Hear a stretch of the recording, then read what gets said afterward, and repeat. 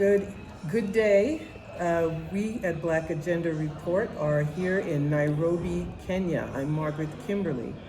I'm part of a delegation with the Black Alliance for Peace, attending the PASAI Pan-Africanism Summit Against Imperialism. Yes, I got it. With two leaders of the Communist Party Marxist Kenya, Omole and Ashlyn Adjiambo. And could you give your titles, please, in the party? First of all, Kimberley and the entire Black Alliance delegation, you are welcome to the home of Mau Mau, the home of Dedan Kimathi. My name is Buka Ngesa Omole. I serve my party as the General Secretary, and I was also part of the PASAI and co-convened the working committee for PASAI with my dear comrade Ashlyn.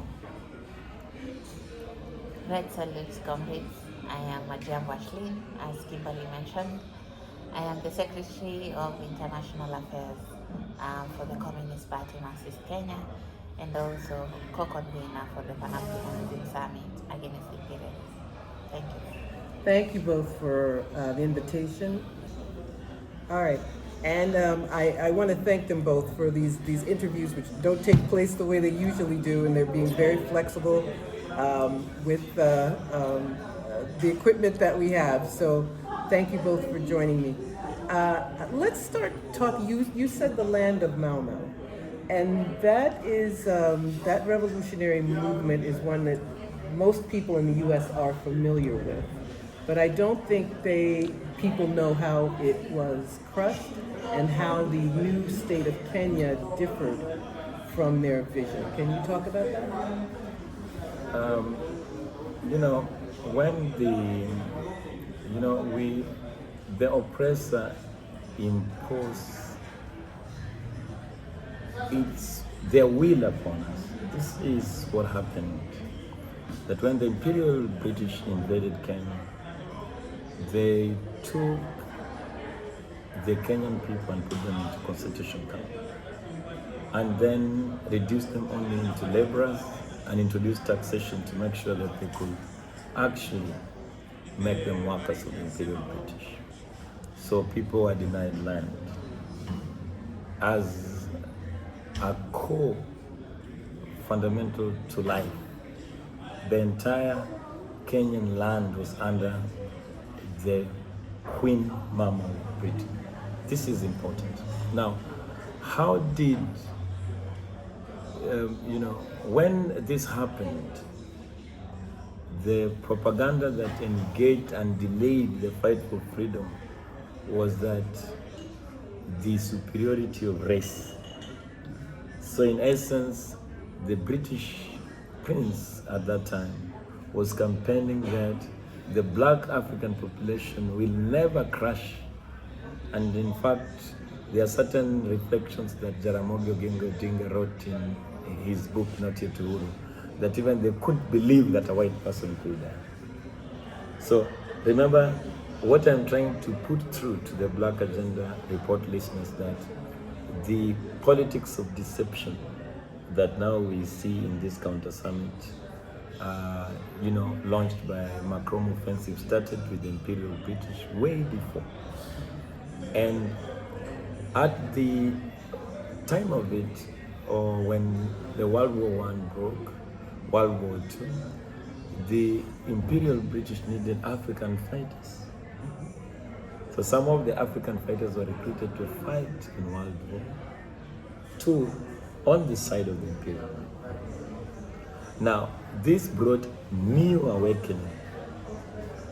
So there were certain things like Dedan Kimathi would say, oh, the white people breathe, they can die, So the whole deception around white superiority was broken. But the material conditions were even more severe. So the Mau Mau became an absolute necessity, because as revolutionaries, some people think that we choose violence. or we choose the gun willingly to liberate our people. Mau Mau did not choose the gun willingly. It was the only option left by the oppressor for them, to pick the gun and fight. Even now, in our country, you have seen the ruthlessness of the neo-colonial state. Every time the state behaves in such a manner to crush our will, what happens to our comrades? Our comrades even get more radical. So remember, last year, after the GNZ uprising, because today, comrade, it was better for us, because we are giving statements about comrades that are breathing, they are alive, they are in jail. But during the GNC uprising, what did we do? We were giving statement to declare martyrdom of our comrades, which was even much more difficult. Now, what logic came from that is similar to that of Mau Mau? You could remember the discussion in the party was that the AK-47 was the equalizer. Because when they marched and said they were peaceful, the police murdered them. So in essence, who is responsible for an armed violence in an oppressed nation is the oppressor themselves. And that is why I'm saying that the rogue British Empire forced the Kenyan peasants and the poor people to confront them with arms and violence, because their violence was so great. Then after that, 1957, that is when Dedan Kimathi was captured, the leader of Mau Mau. Actually, 1957, he was hanged in February, the same year, 1957, 18th of February. What was this about? Because remember, the Kenyan population, mainly the nationalists, also had some of the intellectuals had gone to get some education in London. In fact, free political prisoners was based in Manchester, where our constitution was. The Manchester Constitution that delivered independence to us was a negotiated independent constitution by one thug called Tomboy, and he made sure that the land remains in the hands of the oppressor. This is what we must know. Now, some of this also brought, because remember how contradiction works. You take the Kenyan people to fight for you. They come back with a new consciousness that you can die. Mm-hmm.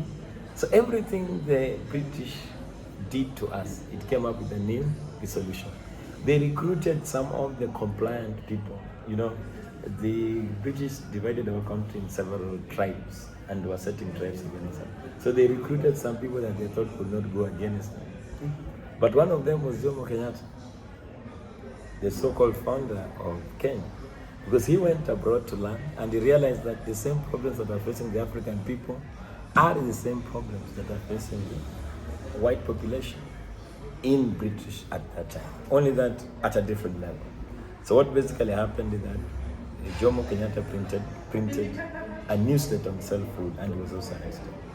So the aspect I'm trying to bring to you is that they are always now, Jomo Kenyatta is in jail, Dedan Kimathi is in jail. But who is willing to negotiate with the British Empire? It is Jomo Kenyatta. Because Jomo Kenyatta is not fighting a fight of necessity. He went abroad, he's a nationalist, he has land. The only consciousness that he has gained is not through social practice, but through reading books. Mm-hmm. So he's more susceptible to negotiating with British. So British starts to prepare him for leadership.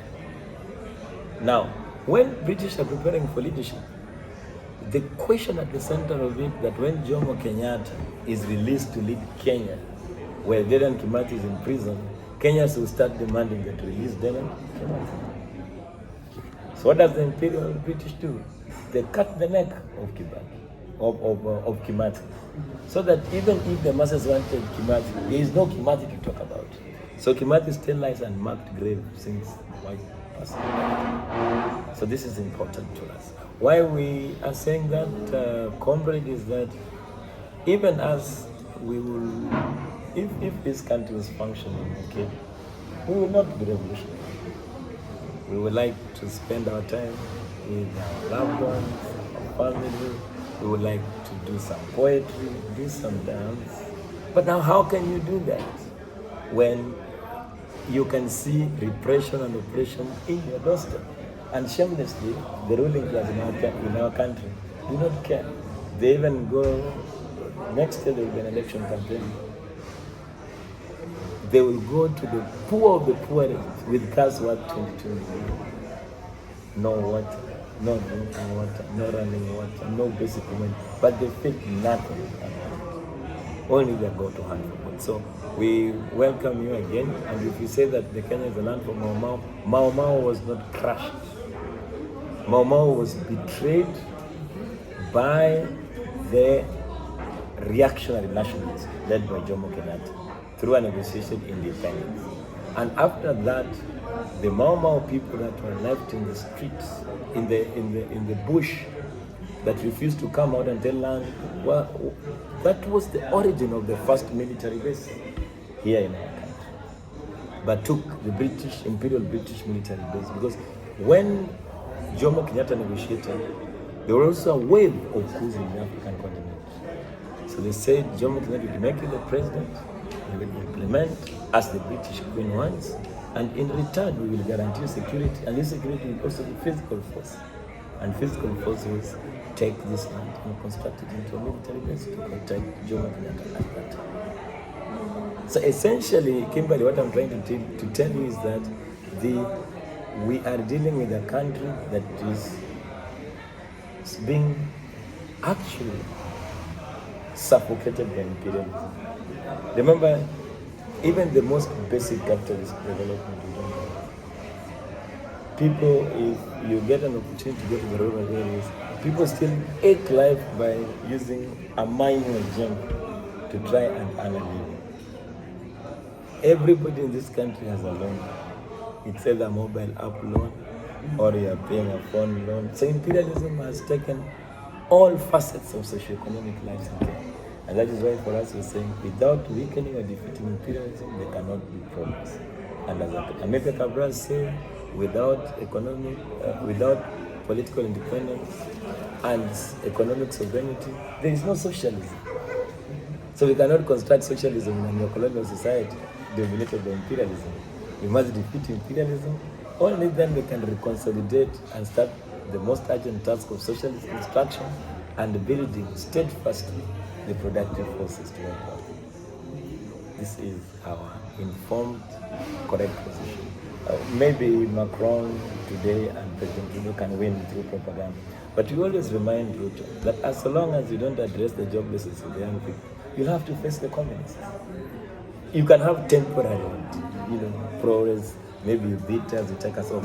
But if you want to lead a country, you should not even mind of us running around. You're giving us a lot of relevance. What you can do is build a national economy, start protecting the youth, then the communists want to be there. But if you don't do that, then you have to deal with us. Yes. This is the logic. Yeah. And that brings us to why we are here this week.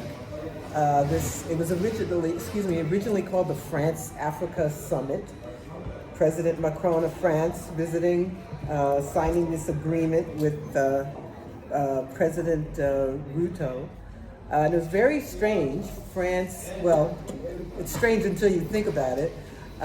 France keeping as neo-colonies, but being kicked out of the Sahel states, but still wanting to have a position on the African continent, a military base, or extracting resources. And then they announced there's going to be this summit. And then they changed the name, so it was pretty obvious that it did not make it. And then it was Africa Forward. They took France out of it. Except Macron was here, and President Ruto was here, and they laughed and smiled and shook hands and signed documents. Yeah. But tell me, Ashlyn, what is wrong with this agreement? I mean, it may seem very obvious to many people, but basically, what is the problem with this agreement that they signed? What does it do to the Kenyan people? So essentially, yeah, it's popular knowledge that French imperialism was ejected out of West Africa. And since imperialism is a bad student and it doesn't want to go away, so it relocates. And it said, okay, we think Kenya is the best, destination for us. So even as Kenya was declared a non-NATO ally, it was not just about intensification of imperialism in East Africa, but they are building, their reservoir of making sure their finance capital is deeply entrenched in the Kenyan soil. For the reactionary African Forward Summit, there is a lot of wrongs with it, because number one is anti-people.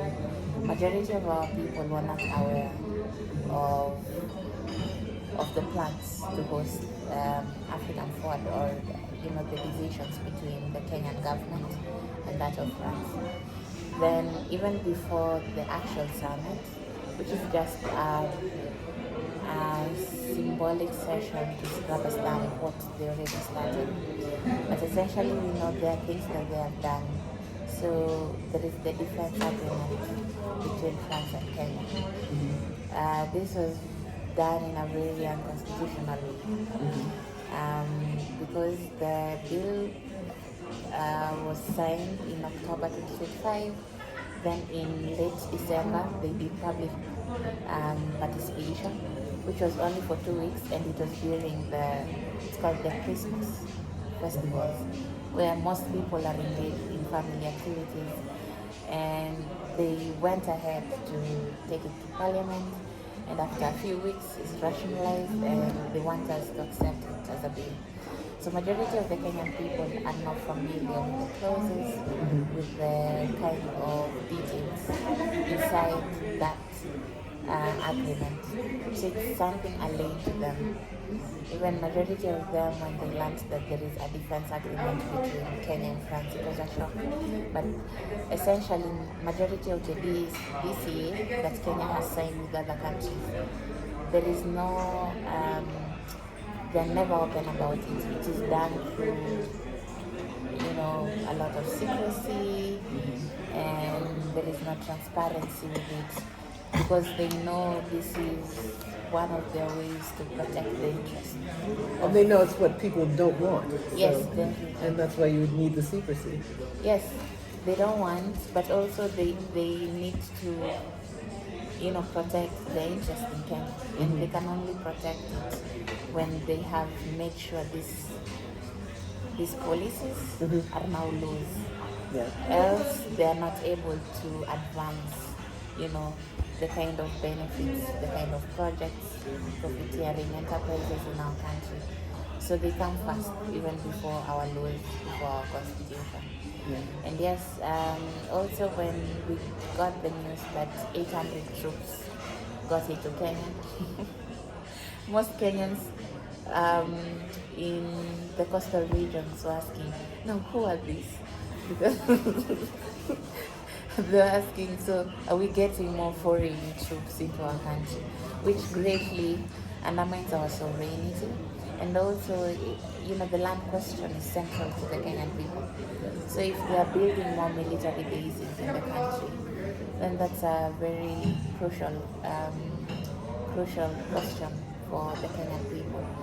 Majority of us are dispossessed. We are poor, landless, and the most oppressed.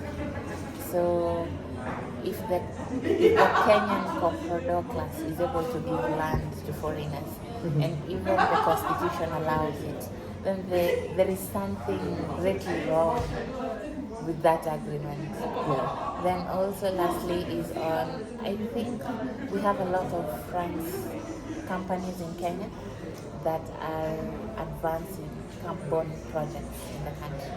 And we only got to learn about this when we started organizing PASAI, because now PASAI had to develop its own instrument of not only organizing but also bringing analysis of how the nature of this summit is linked to the political, ecological, military, and even economic,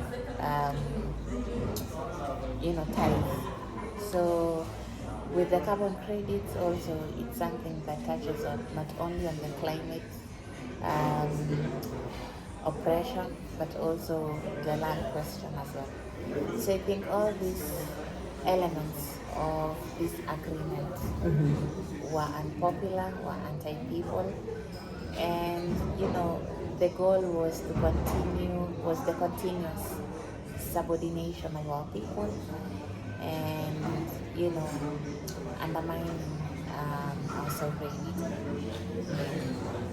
I wanted to ask you about this word that is suddenly on the lips of people who don't care about Africa, the term Pan-Africanism.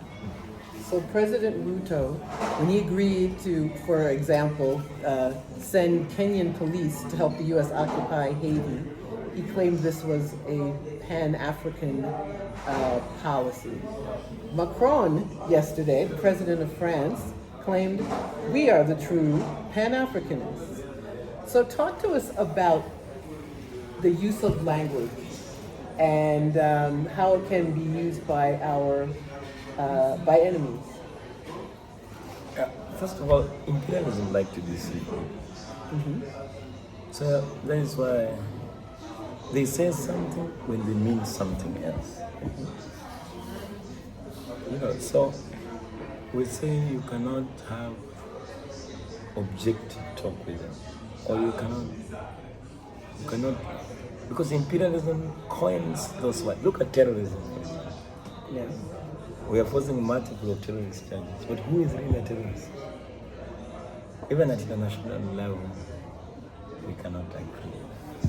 Now, Pan-Africanism started out of necessity, outside the African continent, by the oppressed black race that found themselves in places they did not go willingly. So they started to problematize the situation that they found themselves. This is the origin of Pan-Africanism, the desire of our motherland, the desire that we found ourselves as slaves. Does it mean we did not have a home when we were being born? So Pan-Africanism, its origin comes from not the working class, but the petty. From the Petty bourgeois strata intellectual. And I will give you a few examples. Talk about Sengo, negritude. We want African people to go back to Africa mentally and physically. That's Sengo. Talk about the philosopher here, Odera Orogo, the philosophy of sagacity. To go back and have interviews with old African people that have never interacted with white colonizers to see if they have rigor of thought. So it took a lot of time for just an African person to say, I can think. This was a big problem. And then the research institutions were finding anything that was written by black people to showcase. And that is what you look at the Egypt civilization. We even went at philosophers now to study the works of Socrates and all that to find out if they ever interacted with the African continent and what did they learn. What does that mean? In the Southern Africa, there is Ubuntu. Is Ubuntu a bad thing? No. Is Ubuntu a bad thing or a good thing? No and yes. No, because Ubuntu we are, because I am, was an African school of thought when Africa had very limited or no class development at all. In fact, many historians call it advanced communalism or primitive communism. So essentially the CIA, Scotland Yard at that time, promotes Pan-Africanism glazed to advance their domination. So Pan-Africanism of Tom Mboya was crafted by CIA. So Pan-Africanism of Ruto is crafted by CIA. So the issue is that the interest of the United States ruling class and their junior pastors in Europe want to create confusion in the African continent. You know, when you're confused, you can't up. Let us say we are with Convenes Ashlyn here. Ashlyn is saying, tomorrow we are going to court. For me, I'm saying, no, tomorrow we are going to the studio. So there's chaos. So there is no clear policy of what to be done. So in essence, the key idea around Pan-Africanism, there is Pan-Africanism and there is Pan-Africanism. Now there is reactionary Pan-Africanism, there is revolutionary Pan-Africanism. Now, revolutionary Pan-Africanism, in essence, is a counterpunch to reactionary Pan-Africanism. Because reactionary Pan-Africanism deceives the black oppressed people that their oppression emerges from just the melanin of the skin or non-melanin. No. You must then bring sense to it that the Pan-Africanism as conceived by Senghor and all other thinkers at that time was to demonstrate to the European racist critics or racist thinker that we are not an innocent race living like wild animals in the forest. So we wasted, remember Kwame Nkrumah, he's from Europe.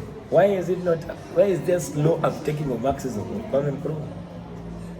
He still comes up with conscientism to try and go down to the roots of the African continent and find what are the ideas that are relevant to the communist movement, but how can we place them in the sense that they don't look like foreign ideas? What about Mwalimu Julius Nyerere? He was already studying socialism and communism when he was in the US and the UK. But when he came home, he's saying, now, look at Hegel. Look at Feuerbach. These are philosophers, these are European philosophers that are actually spreading this body of knowledge. We must find how to recraft it. So Pan-Africanism, there are people who look at it as a movement. There are people who look at Pan-Africanism as an ideology. And then there are people who look at Pan-Africanism as an objective. So the Communist Party Marxist Kenya takes the correct position that Pan-Africanism is a genuine desire for the African people, both within the continent and outside the continent, for a true liberation. But now, as we are socialists, then we say that the objective is a totally liberated Africa and African people within the continent and without the continent, but under scientific socialism. In that case, we say that we have clarified the question of Pan-Africanism very well. And now we can have clarity in action. So this is what I wanted to say, that Pan-Africanism as a fact is being used severally, even within the business sector. But the idea is to separate people with the history of Pan-Africanism, bring it as a new corporate ideology that to be advanced by only careerist people. This is our thinking. And we're seeing that with people like Macron Yeah, and President Ruto. Yeah. So as we close, what do you? I'll give you the floor. What is it you would most like our listeners to know about your party, or about your work, or about you, your legal situation? What is it you would most want to convey? Please tell them that Communist Party Marxist Kenya is a product of international solidarity. Tell them that even if they are far away from home, a statement from the United States means more to the Kenyan state. Today, the only reason why President William Samoei Ruto is worried It's not that we wanted to overthrow his government, but because we have continued to rule all platforms that we find young people, to give them a counter logic. So this is extremely important that we have been a beneficiary of international solidarity, and we hope that the Black Alliance for Peace will continue to stand with us, to send us messages of solidarity, and even to help us bring what Communist Ashlyn always say, a sense of revolutionary optimism, even when we know we are facing a war. So we cannot give up. So this is one thing that you have to tell them. The second thing is, which for us, is that we would like to continue to work together because the enemy is one. In terms of forming an anti-imperialist front, to make sure that victory can come soon, not later. So if there is an anti-imperialist program that we would like to participate in, kindly share with us. And then finally, I think the issue of political education is very important. We're just hoping that we could find more ways to share with our comrades in Black Alliance office, even if it comes to mass education. For us, this is important. There are certain problems that we face that you don't face, but there are also problems that we face that you don't face. For example, when we are advancing our struggle, the Kenyan Revolution, and you're advancing the revolution within the imperial, probably you are even in a much greater surveillance. That is the case. So what do you go? Tell them that we have passed our warm greetings. Tell them that they have brothers and sisters in the African continent who are fighting, only that in different trenches, but they struggle with one. The struggle for socialism. Thank you. Thank you very Thank you both. Thank you very much for joining me. And my apologies, I've done this interview when I'm very tired. So if there are any mistakes in this interview, the Black Alliance members must know that we are immortal and we make mistakes and we will accept any correction. But today we are also very happy, extremely happy. Well, we were very happy to be here. Thank you so much. And yes, it has been a very long day. And I want to tell our viewers, I usually have a different setup, but so I want to tell our viewers that this is how we have to do things. Sometimes we have to do things on the fly, and I'm sure people will appreciate it. Thank you so much. Thank you. Thank you both.